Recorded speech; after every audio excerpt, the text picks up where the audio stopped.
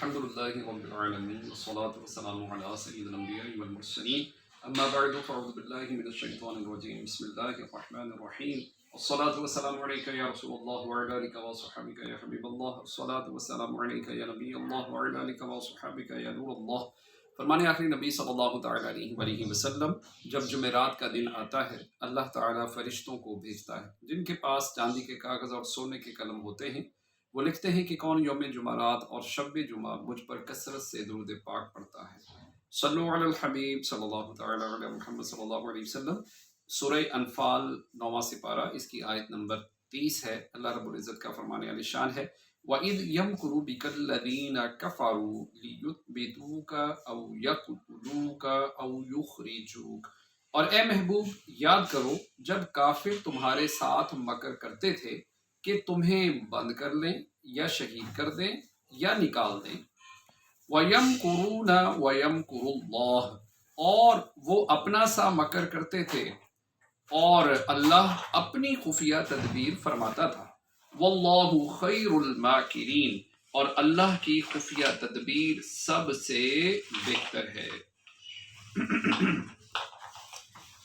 آیت میں اس واقعے کا ذکر ہے جو حضرت عبداللہ بن عباس رضی اللہ تعالی عنہما نے ذکر فرمایا کہ کفار قریش دار الندوہ یعنی کمیٹی گھر میں رسول کریم صلی اللہ تعالی علیہ وآلہ وسلم کے بارے میں مشورہ کرنے کے لیے جمع ہوئے اور ابلیس لعین ایک بڈھے کی صورت میں آیا اور کہنے لگا میں نجد کا شیخ ہوں, مجھے تمہارے اس اجتماع کی اطلاع ہوئی تو میں آیا. مجھ سے تم کچھ نہ چھپانا, میں تمہارا رفیق ہوں اور اس معاملے میں بہتر رائے سے تمہاری مدد کروں گا. انہوں نے اس کو شامل کر لیا اور تاجدار رسالت صلی اللہ تعالی علیہ وآلہ وسلم کے متعلق رائے زنی شروع ہوئی. ابو البختری نے کہا کہ میری رائے یہ ہے کہ محمد صلی اللہ تعالی علیہ وآلہ وسلم کو پکڑ کر ایک مکان میں قید کر دو اور مضبوط بندشوں سے باندھ کر دروازہ بند کر دو. صرف ایک سوراخ چھوڑ دو جس سے کبھی کبھی پانی کھانا دیا جائے اور وہ وہیں ہلاک ہو کر رہ جائے.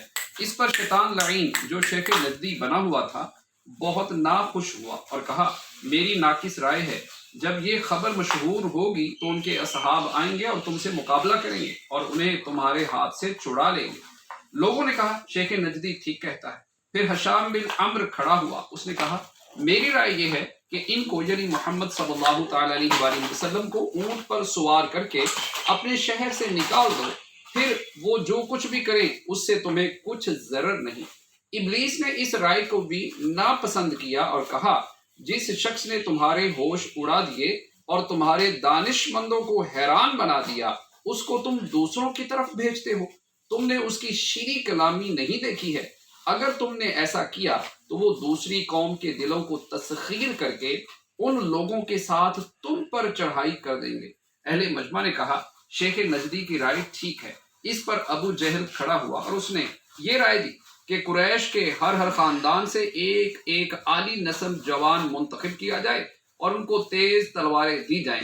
وہ سب یک بارگی حضور صلی اللہ تعالی علیہ وآلہ وسلم پر حملہ آور ہو کر قتل کر دیں تو بنی ہاشم قریش کے تمام قبائل سے نہ لڑ سکیں گے.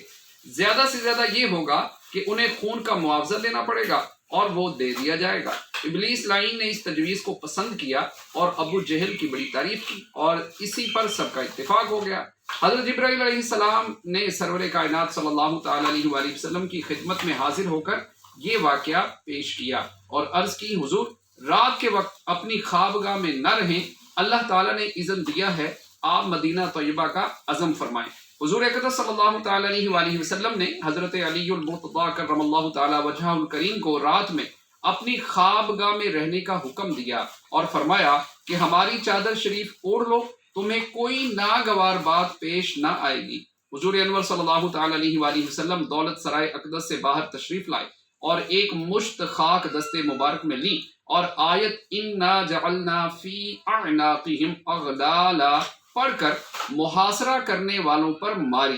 سب کی آنکھوں اور سروں پر پہنچی, سب اندھے ہو گئے اور حضور اکرم صلی اللہ تعالی علیہ وآلہ وسلم کو نہ دیکھ سکے. اس کے بعد آپ صلی اللہ تعالی علیہ وآلہ وسلم حضرت ابوبکر صدیق رضی اللہ تعالیٰ عنہ کے ہمراہ غار ثور میں تشریف لے گئے. حضرت علی المرتضیٰ کرم اللہ تعالی وجہہ الکریم کو لوگوں کی امانتیں پہنچانے کے لیے مکہ مکرمہ میں چھوڑا. مشرکین رات بھر سید عالم صلی اللہ تعالی علیہ وآلہ وسلم کے دولت سرائے اقدس کا پہرا دیتے رہے۔ صبح کے وقت جب قتل کے ارادے سے حملہ آور ہوئے تو دیکھا کہ بستر پر حضرت علی کرم اللہ تعالی وجہہ الکریم ہیں۔ ان سے حضور صلی اللہ تعالی علیہ وآلہ وسلم کے بارے میں دریافت کیا کہ کہاں ہیں، تو انہوں نے فرمایا ہمیں معلوم نہیں۔ کفار قریش تلاش کے لیے نکلے، جب غار ثور پر پہنچے تو مکڑی کے جالے دیکھ کر کہنے لگے کہ اگر اس میں داخل ہوتے تو یہ جالے باقی نہ رہتے۔ حضور انور صلی اللہ تعالی علیہ وآلہ وسلم اس غار میں 3 دن ٹھہرے، پھر مدینہ طیبہ روانہ ہوئے۔ صلو علی الحبیب صلی اللہ تعالی علی محمد۔